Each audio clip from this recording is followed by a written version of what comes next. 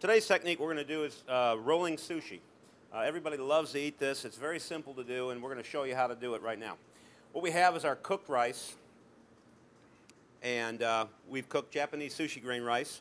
We do equal parts water, equal parts rice. We rinse the rice off prior to remove the talc, which is that real starchy product that is found on rice, and we don't want that in the sushi rice. Once the rice has been washed off and soaked for a little bit in cool water, running water, we'll put it into the rice cooker. We'll put 1 part rice and 1 part water.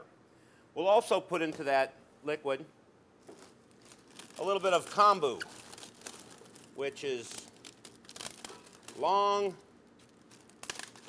seaweed, as you can see right here. We'll put that into the water when we cook the rice in the rice maker. Now the rice maker will automatically turn on.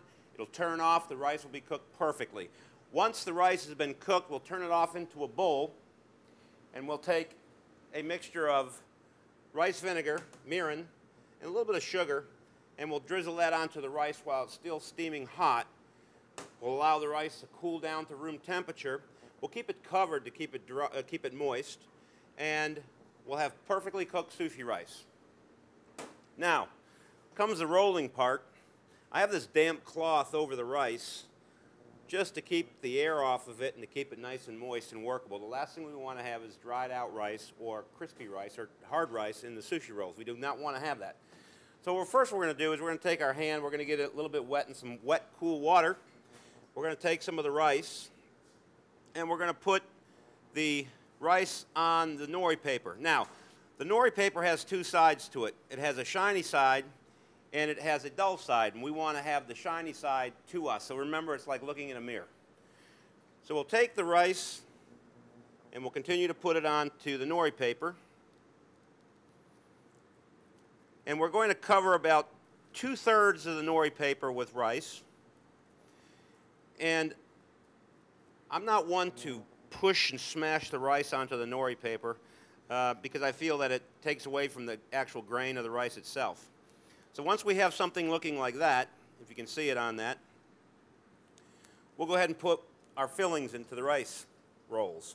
We have some nice ahi tuna that we've cut in long, slender strips, and we also have some cucumbers that we're going to put onto this roll.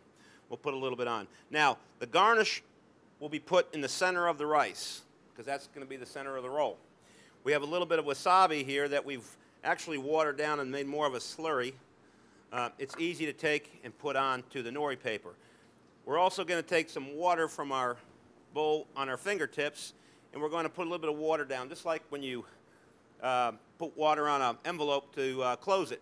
And we're going to take our roll, and we're going to go all the way over to the top, and we're going to put it down with our fingertips, and we're going to pull back on our bamboo mat, and then continue rolling forward. And roll it in our hands, gently unroll it, and what you'll have is a perfectly rolled sushi roll that we'll go ahead and cut for you. As you can see,